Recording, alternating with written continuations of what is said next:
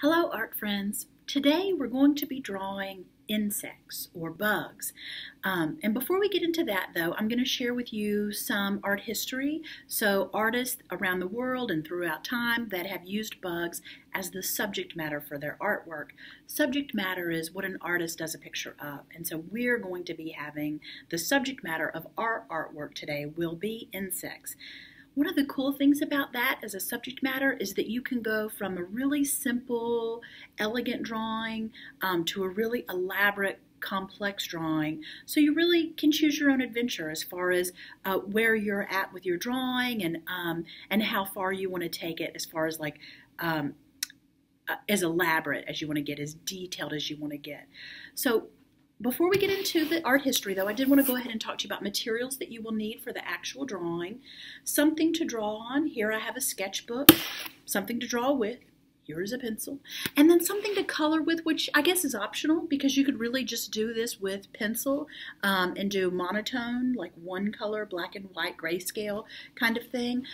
Or if you want to add color, then you'll need something to color with. And it doesn't really matter what it is that you color with, just something to add color to your drawing if you would like.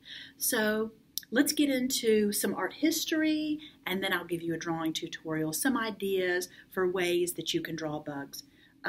But of course, you could always look at an actual bug and draw it from life, or you could even make up your own bug. Okay, let's get into it.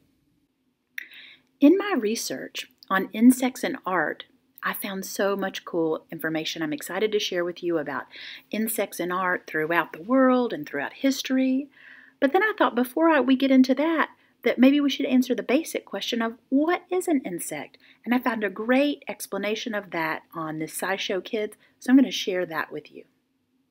Oh, good question, Squeaks. How can you tell an insect when you see one? Well, all insects have three big things in common, and they're pretty easy to spot. First, insects don't have any bones. Lots of animals like your dog, your cat, a bird, or you have a skeleton made of bones. This lets us stand up straight and move around, but insects have their skeletons on the outside. Instead of bones, they have a hard shell around their body called an exoskeleton. Another thing insects have in common is that their bodies all have three main parts. Up in front, there's the head. It's where the eyes and the mouth are, and usually there's a pair of long, spindly feelers on top of it that the insect uses to sense its surroundings.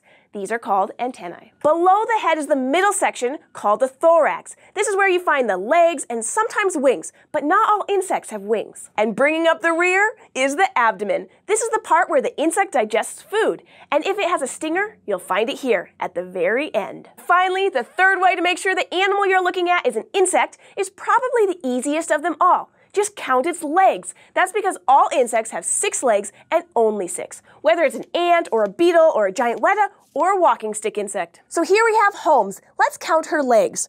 1, 2, 3, 4, 5, 6. But what about this centipede? Is it an insect?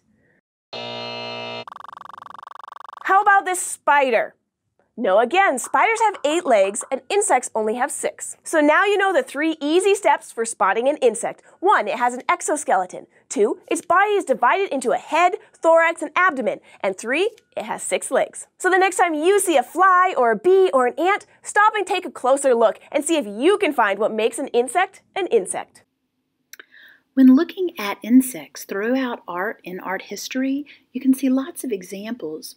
One of the most striking is the use of scarab beetles in ancient Egyptian art. Now, the scarab beetle was symbolic of their sun god Re, and you'll see often it's depicted with a circle representing the sun, and some beautiful imagery there. Also, Native Americans in the southwestern United States used a lot of insects in their art. Here are some examples of some jewelry inspired by insects. Now for me, in my example, I did a butterfly, and butterflies are symbolic of life, change, transformation. That makes sense because they, metamorphosis going from an egg to a caterpillar to a chrysalis, and then into the butterfly. So I did my drawing of a butterfly, but I think what we'll do is we'll revisit this ancient Egyptian scarab later. So let me show you how I did my drawing of a butterfly. And if you would like to draw a different animal or even create, not a different animal, a different insect, just follow those rules that we learned about, the rules that make up an insect, and you can create your own insect. Or you can totally copy mine. Either way is fine. All right, let me show you how I did my drawing. Okay, so here I have step by step that I created. If you're watching this on a device, you can go back to that point in the video and pause it if you want to draw from the step-by-step guide, or you can follow along with me, or then of course you can change that. That's even what the butterfly represents, is change. So you're welcome to change this up. I just want you to keep it as an insect, so having that head, thorax, and abdomen, which I have there, and then the 6 legs, which I add on right at the end. I'm adding in some little eyes, and I end up taking the shine spot and making it into the eyeball and leaving the other part white. You'll see in the end. I added the antenna, and now for the wings, I do big curving lines like that. If you know how to draw a capital B, then it's going to look like a big curvy capital B, and it doesn't have to look exactly like mine. You do, however, want it to be symmetrical, so the shape you do on one side, you want that to be repeated on the other, so it has symmetry, the same on both sides. There, I finished it up with those details, and now I'm going to go in fast forward for the coloring. And I did choose crayons to color mine with.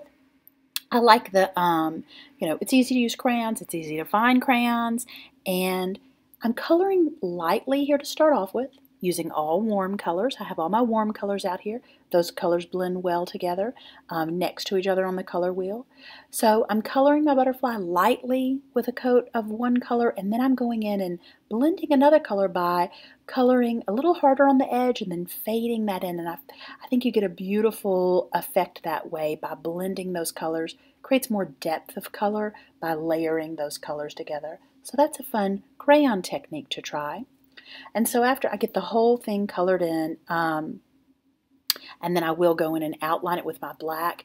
I don't like to do the black first, because then when you go in and color, you can sometimes pick up a little bit of the black crayon and end up smushing that around. So I'm just going to finish coloring, and you'll see me go in at the end and do that outline. You don't have to draw a butterfly just like mine. You can draw any kind of insect you'd like. Of course, you're welcome to copy mine, or do a variation, something in between, or try both. Right after I finish my butterfly, I go in and draw another little tiny butterfly that's even more simple. So just a little body and just one big sweeping line, curved line for the wings on that one. And I still used a warm color scheme, warm colors for that butterfly. Alrighty, I'm excited to see your insect drawings. So enjoy.